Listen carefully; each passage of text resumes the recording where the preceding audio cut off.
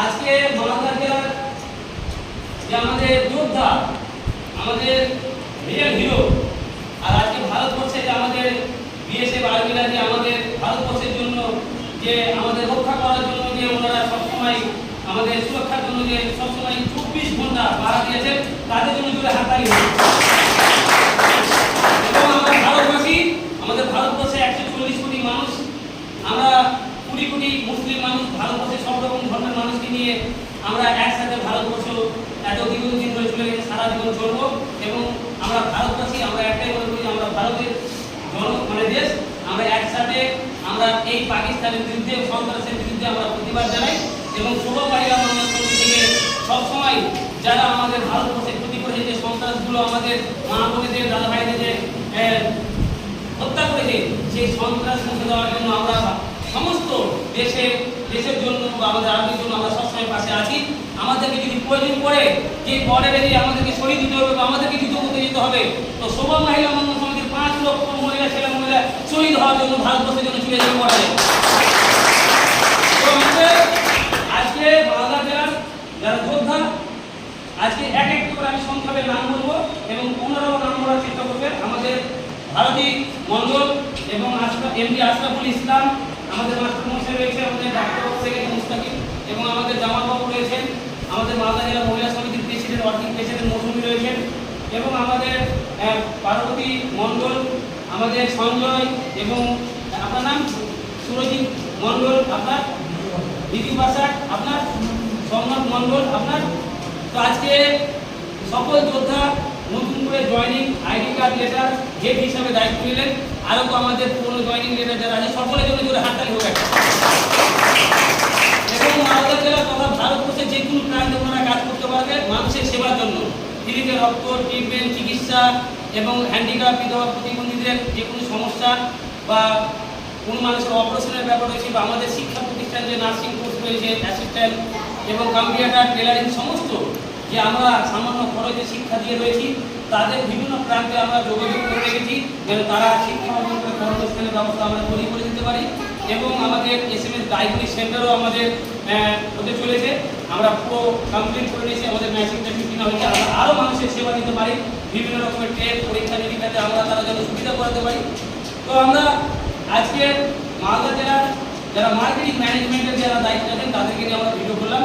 এবং আজকের তারিখ হচ্ছে 10/5/2025। এবং আমি দুজনের কাছে জানার চেষ্টা করবো যে আজকে যে উনি জয়েনিং লেটার বা আইডি কার্ড পেয়ে তার শোভা মহিলা মন্ডল সমিতির কাজ করার যে চিন্তা ভাবনা বা মানুষের জনগণের জন্য যে কাজ করার চিন্তা ভাবনা, উনি কি নিতে চলেছে বা আগামীকাল কি ভাবছে বা আজকে থেকে উনি কি করতে চায়, সেটা জানার চেষ্টা করবো এমডি আশরাফুল ইসলামের কাছে। তো মোবাইলটা নিয়ে আসি, এমডি আশরাফুল ইসলামকে বলবো আপনি কিছু বলুন যে আজকে জয়েনিং লেটার আইডি কার্ড পেলেন, তার চিন্তা ভাবনা কি কাজ করার জন্য। গুড আফটারনুন, আমার নাম মোহাম্মদ আশরাফুল ইসলাম। অ্যাকচুয়ালি আমি যে 3 দিন আগে এখানে এসেছিলাম ফার্স্ট প্রোগ্রামটা দেখার জন্যে।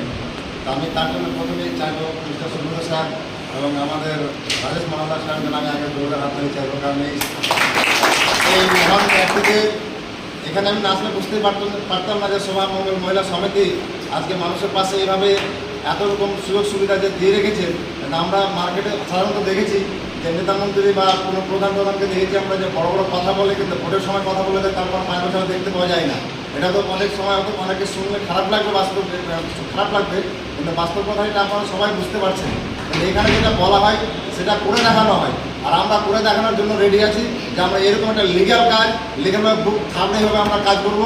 আর সত্যি কথা বলতে যে আমি এত প্রাউডলি এখানে কাজটা করতে চাই যে মানুষের 1 টাকা না নিয়েও মানুষের সেবা দিয়ে, মানুষকে পরিশ্রম দিয়ে যদি মানুষের কাছ থেকে আমরা আত্মবিশ্বাস, ধরুন একটা কথার উদাহরণ দিচ্ছি, ধরুন একটা আপনার এলাকা থেকে ব্লাডের সমস্যায় পড়েছে আর আপনার একটা ফোনের মাধ্যমে ব্লাড অলরেডি রেডি হয়ে গেছে, তো ওই লোকটা প্রধান থেকেও আপনাকে বেশি সম্মান দেবে কি দেবে না? এস আর নো?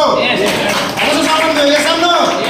আমাদেরকে এরকম আত্মবিশ্বাস নিয়ে কাজ করতে হবে। আর আমি কাজটা করবো কারণ আমি স্যার আমাদের ডাইরেক্টর স্যারকে আমি সত্যি কালকে ফোন করেই বলেছিলাম, স্যার আমি যে কোনো কাজ অত সহজে করি না, কিন্তু যেটা আমি করতে লাগি তাহলে হয়তো রেজাল্ট আপ ডাউন থাকবেই, কারণ রেজাল্ট তো আপনার রাতারাতি আসবে না, কিন্তু একটা কাজে যদি আপনি লাগাতার লেগে থাকেন তাহলে রেজাল্ট একদিন গ্যারান্টি আসতে বাধ্য। আর এই কাজটা স্যার আমি আমার মৃত্যু পর্যন্ত করতে থাকবো। তো অনেক অনেক ধন্যবাদ এমডি আশরাফুল ইসলামকে। আমরা খুব গর্ব যে আমরা চাই যে ভারতবর্ষের প্রত্যেকটা ঘরে ঘরে এরকম যোদ্ধা তৈরি হয় মানুষের জন্য, নিজের ফ্যামিলির জন্য বা দেশের জন্য, যেন সবসময় মানুষের সেবার জন্য চিন্তা ভাবনা করে, তবে আমাদের ভারতবর্ষ এগিয়ে যাবে, তবে আমরা পৃথিবীতে ডেভেলপ করতে পারবো। তো আমাদের ভারতীয় মণ্ডল আছে, আমি ওনাকে কিছু বলার জন্য অনুরোধ করবো। আজকে জয়েনিং লেটার আইডি কার্ড পেয়ে আপনাকে কতটা ভালো লাগলো? প্রথমত আমরা গর্বিত যে আমরা ভারতীয়, আর আপনার নাম ভারতী মণ্ডল, তো আপনি একটু বলবেন।